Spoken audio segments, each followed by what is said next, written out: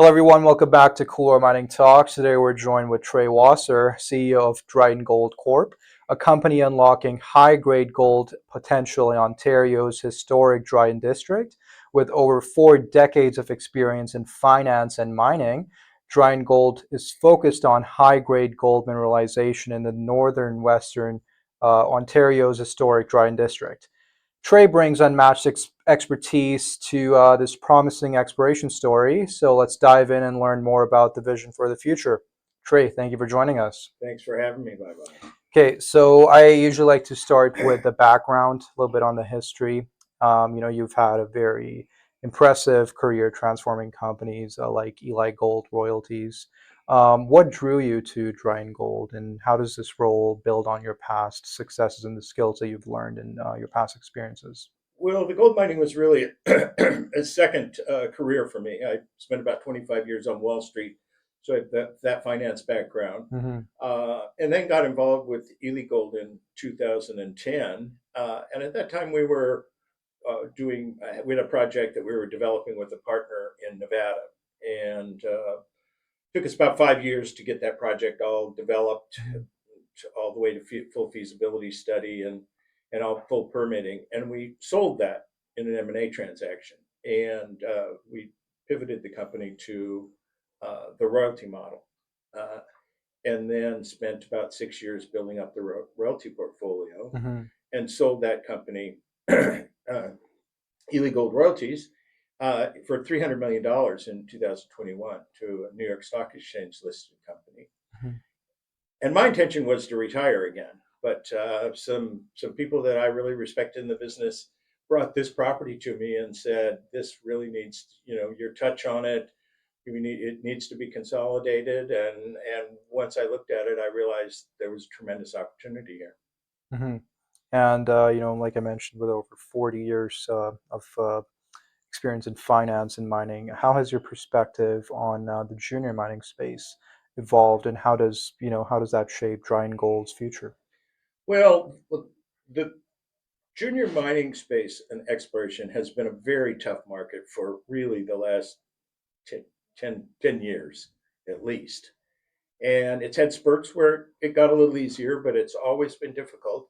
And it's a very difficult business model because you have no revenue, you have no income, you're solely trying to raise money, capital in the equity markets, and Mhm. you're at the mercy of those markets. And that can be a very anxious place to be. Absolutely. And you have to have a very good team and a very good project in this market today to be able to attract capital.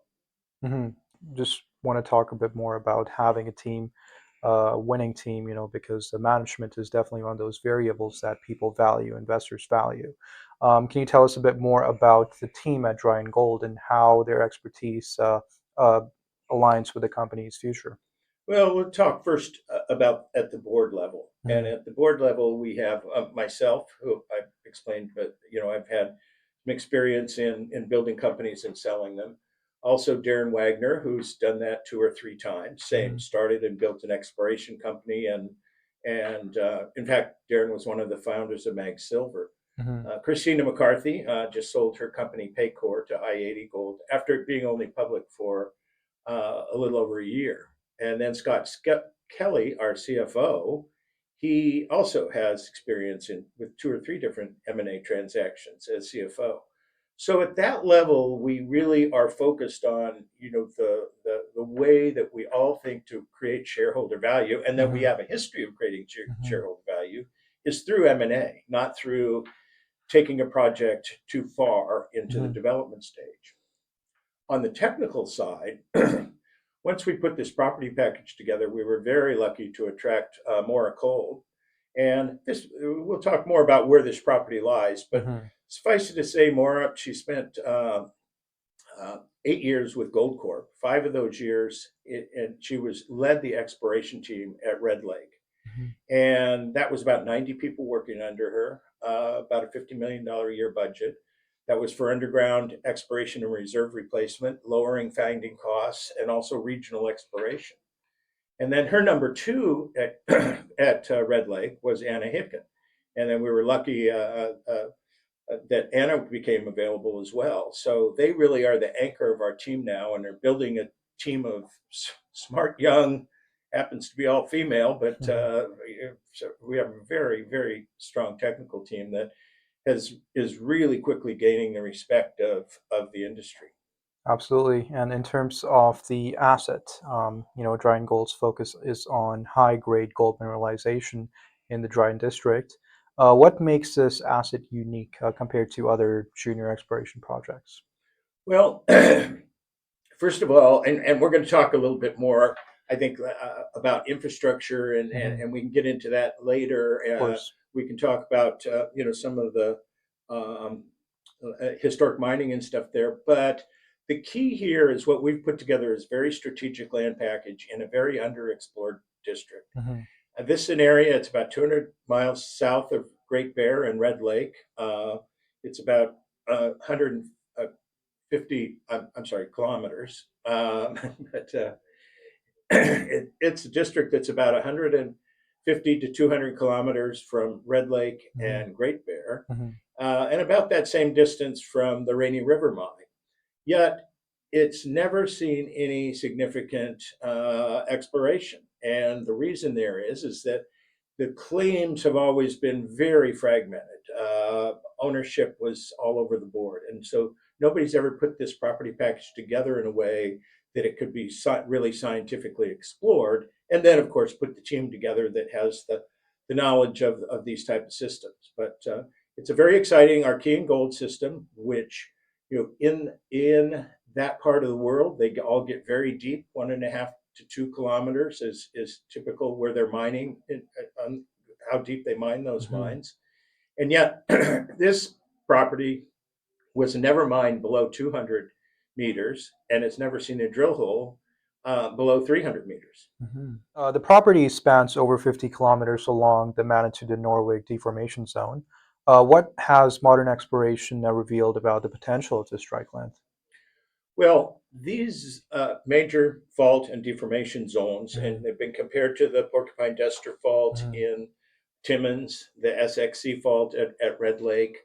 Uh, Basically, the high grade gold is concentrated in these major deformation zones. Hmm. And then you have a second mineralized event, cross cutting structures, if you will. Hmm. And it's where those intercept that you really get the significant high grade gold mineralizations because the gold's been enriched. It's happened more than once there. So, what like I said, the history there on these other deposits is that they tend to go very deep, and of course the blue sky at Dryden is it's just never been explored at depth. Exactly. And you mentioned, was it 300 meters or 200?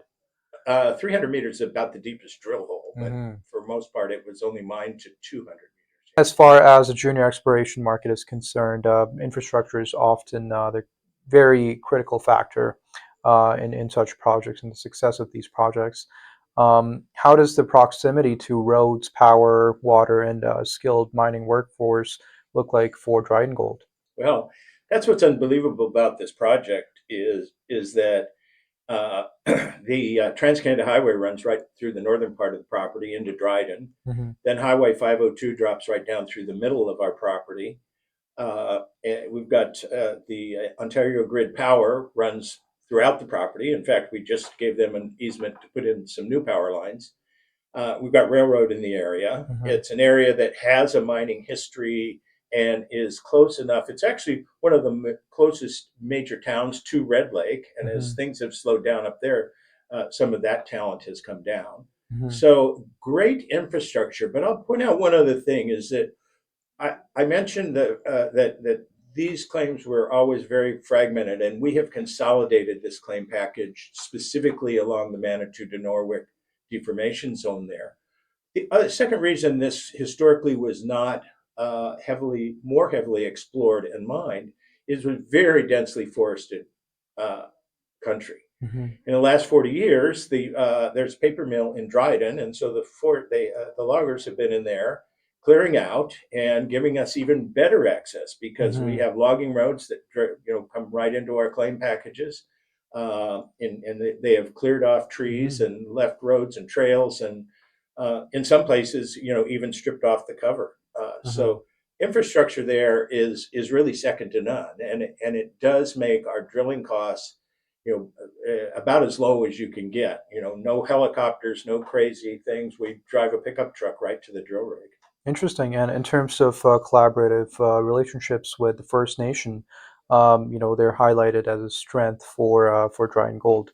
Can you share a bit more about these partnerships and how they contribute to the overall success of the company? Well, look, the First Nations relationships for in Canada, which my opinion is Canada is the premier place to be Hmm. exploring. Uh, but the issue can be First Nations relationships. Hmm. And we're lucky there in that there is a mining history. Also, the logging history kind of factors in because this area is they're used to just some disturbance, let's say, happening on their ground. So we have two First Nations groups, the Eagle Lakes and the Wabigoon Lakes Ojibwe, Hmm. and both have we've got very good relationships with. Maura lives in Dryden, so she sees them all the time, and we actually, well, all the exploration we've been doing has been on our permitted ground, so we Hmm. didn't require any of their approvals because we didn't have to go to the ministry for any permits. But we did have them out. We showed them what we were going to do. They blessed our drill pads, and so today, they trust us in what we're doing. And then secondly, there's a company in the camp, Treasury Metals, now called Next Gold, who's kind of paved the way, especially with the Wabigoon Ojibwe, who Hmm. they just signed a memorandum of understanding with. And so, we're working around a framework of that memorandum of understanding to have our own with them. So we're looking at getting a permit now, and we feel it's going to go through very quickly. Absolutely. And is there a timeline for Dryden Gold to publish a 43-101 resource, perhaps? Well, we have a huge property package, Hmm. and the team is taking a very district-wide, major mid-tier company type of approach. And again, luckily, this comes through from Maura and Anna's experience at Red Lake. But we have so many potential projects on the property that our first goal is to show that we have several different projects within this large land package. Hmm. And we literally have high grade gold from top to bottom along the entire 50 kilometers of strike.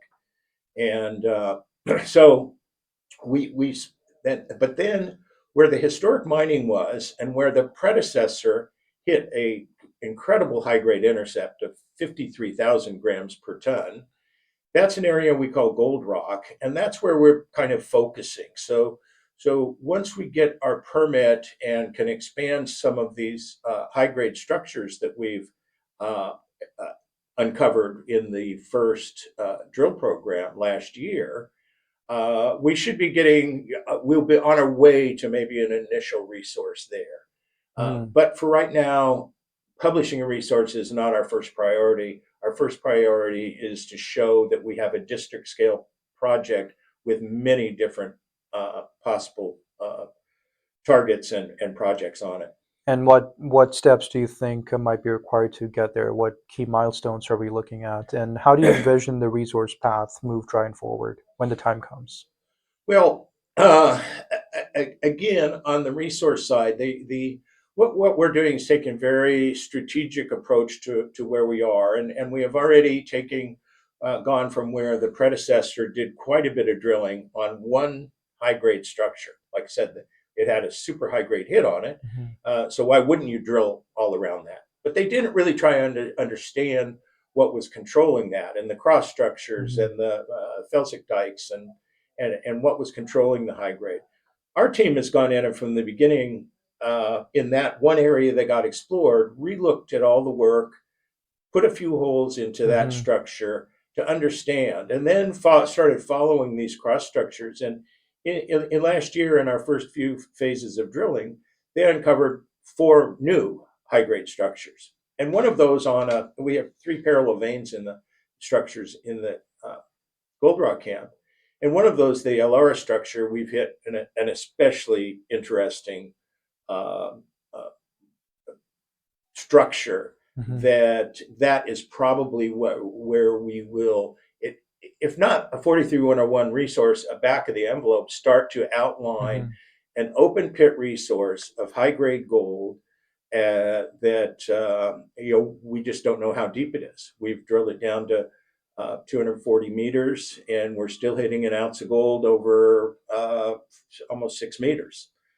So if that continues at depth, then the market starts to believe that this is a true Archean system, which we know it is. Then if you look at the history of places like Red Lake, they didn't really get to the bonanza gold there till they got down to about 1,000 meters. So that's our goal this year, will be to kind of identify that structure and then show that we have several of those structures in a very small mineable area. Interesting. And Trey, as you know, this sector can be quite volatile, the junior mining space. And there's always volatility and risks associated with all these projects. So would love to talk a bit more about that. What challenges do you think, are you anticipating in advancing the Dryden Gold's project, and how are you mitigating those risks? Well, the biggest risk in the junior mining is running out of money. And not being able to raise more money, because if you can't be exploring, in some cases, keeping the lights on, it gets very difficult to work in the dark. We think in our case we have been very lucky, not because it's the project and the team. And we have been very successful in being able to raise funds in a bad market. So we only came public last year in January, and on our RTO, our public financing, we raised $5.1 million. We were always also able to raise in September another $5.1 million. And then just in December, we announced a strategic investment for just under $3.4 million from Centerra Gold. So we have de-risked our project to the standpoint that we now have the money in the bank to make our last property payment to Alamos Gold and own the property 100%. And we have a fully funded exploration budget next year of just under $6 million, and all of our G&A covered next for the whole year. So we're fully funded, and that's eliminated that risk. Our biggest risk now is that we don't find enough gold. But so far, we've been very successful with the drill bit as well. You just mentioned Centerra. My understanding is that they acquired 9.9% equity stake in Dryden Gold. With so many junior mining companies in the market, what sets Dryden Gold apart, and perhaps what attracted Centerra in the first place? Well, look, when we started this property package and putting this property package together, and started raising money, I mean, off of the wins that I had at Ely Gold Royalties and that Darren Wagner had, and some of our other board members, we were able to raise money from some very high profile individuals. So that includes Eric Sprott and Rob McEwen and Adrian Day, the Peter Schiff's Europac Gold Fund, more recently the 1832 Fund, Rob Cohen's fund, and Bob Quartermain put money in individually. And I could go on and on, but when you have those kind of shareholders, it's easier to get the attention of the major mid-tiers. So we've had several come out and been talking and are following us. Centerra, and you are seeing in the junior space, a lot of the producers are making these early stage strategic investments because they don't really have a good pipeline themselves. So Centerra put aside about $200 million and hired a geologist named Neil Adsett to make recommendations and basically manage a fund for them. And the mandate was really twofold. One, to invest in good, larger projects like ours, or project generators who had a lot of different properties. and second, to invest in good teams, management, because I think as much as they know they don't have a good pipeline of projects, they also know they don't have a good project of young, smart geological exploration and early management talent. Hmm. So we fit both those bills because our technical team is just so well respected, Of and course. I like to say everybody loves Mora. Exactly, and having a team that has worked on such projects in the past definitely adds to the overall value of the corporation. So yeah, just one last question: if people want to get in touch with you, where can they reach out?